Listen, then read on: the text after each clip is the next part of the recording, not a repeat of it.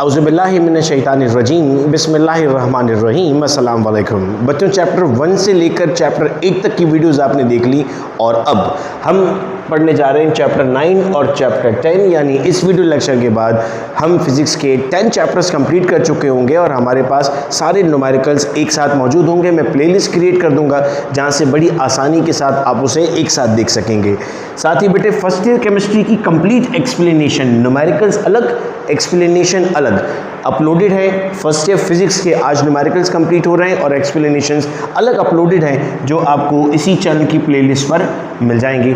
तो आप इत्मीनान के साथ अपना रिवीजन वहां पर बैठकर कर सकते हैं।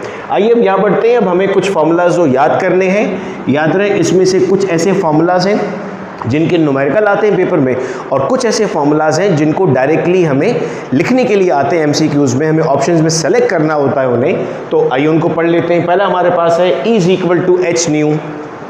इसका न्यूमेरिकल आता है पेपर में जिसमें आपको ये वैल्यू यूजुअली फाइंड आउट करनी होती है और आपको ये दो वैल्यूज दी हुई होती हैं।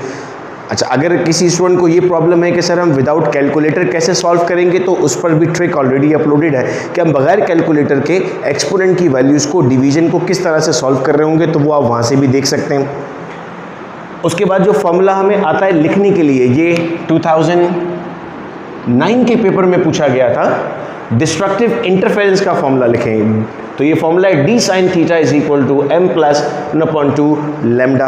तो हमें अगर ये याद हो जाता है फॉर्मूला तो पेपर में ये पूछा जाता है, क्योंकि हमें हमेशा यही मसला रहता है कि सर कौन सी चीज़ें पेपर में पूछी जाती हैं।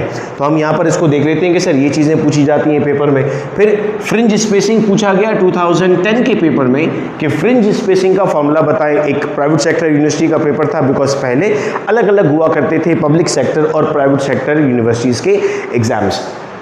तो उसमें पूछा गया था सर तो ये बराबर है Δx = λL/d।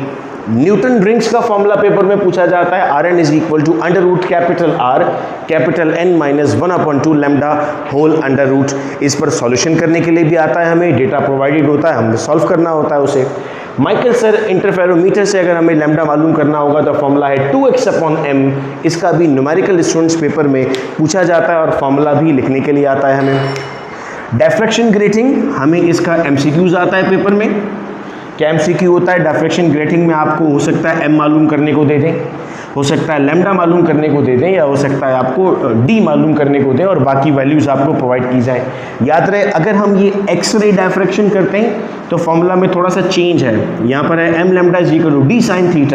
अब हम कहते हैं m λ = 2d sin θ, बिकॉज हम डिफ्रैक्शन ग्रेटिंग के लिए दो क्रिस्टल्स ले रहे होते हैं NaCl के, जहाँ से ये वेव्स गुजर रही होती हैं। तो बहुत एहतियात रहे यहाँ पर, चूंकि अगर आपको ये 2 नहीं लगाएंगे और एक्सरे पे सवाल दिया हुआ होगा तो आपका आंसर ठीक नहीं आएगा और जानबूझकर एग्जामिनर इसका आंसर भी ऑप्शन में रखेगा और इसका आंसर भी ऑप्शन में रखेगा। तो आपको यहाँ पर बड़ी एहतियात करनी होगी कि आप इसी आंसर को सॉल्व करेंगे। अब आते हैं सर चैप्टर नंबर 10। चैप्टर 10 से भी हम एक क्वेश्चन ज़रूर एक्सपेक्ट करते हैं। चैप्टर 10 में हमारे पास कुछ बेसिक्स हैं जो हमने यहाँ पर नोट कर ली हैं। सर एक फॉर्मूला 1/f = 1/p + 1/q, जिससे हमें लाजमी न्यूमेरिकल बेस्ड क्वेश्चन पूछा जा रहा होता है। अब इस न्यूमेरिकल में f, p, q कब प्लस रखा जाएगा, कब माइनस रखा जाएगा, कब कौन सी वैल्यू रखी जाएगी, इसकी ट्रिक बेटे अपलोड की जा चुकी थी पहले और बहुत सारे स्टूडेंट्स आप में से उस ट्रिक को देख भी चुके हैं, जिसमें पूरी पोजीशंस बता दी। ऑब्जेक्ट कहाँ होगा तो इमेज कहाँ बनेगा, ऑब्जेक्ट अगर सी के दरमियान, एफ और सी के दरमियान होगा तो इमेज क्या बनेगा, साइज़ कैसा होगा, रियल होगा या इन्वर्टेड होगा, वो तफसील से उसमें समझाने की कोशिश की गई थी।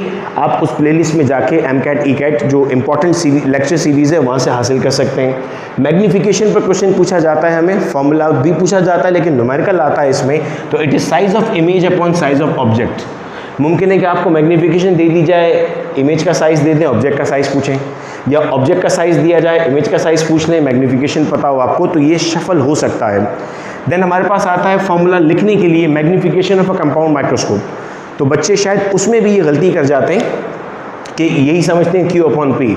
कंपाउंड माइक्रोस्कोप में आपके पास दो लेंस मौजूद हैं, दो ऑब्जेक्ट हैं, दो इमेजेस हैं, तो इसीलिए आपके पास फॉर्मूला डिफरेंट बनता है।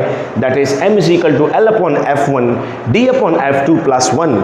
ये f1 आपके पास पहली फोकल लेंथ है और f2 आपके पास दूसरी फोकल लेंथ है, बिकॉज आपने इसमें दो मुख्तलिफ लेंसेज का इस्तेमाल किया। आई पीस अलग है, नोज पीस अलग है।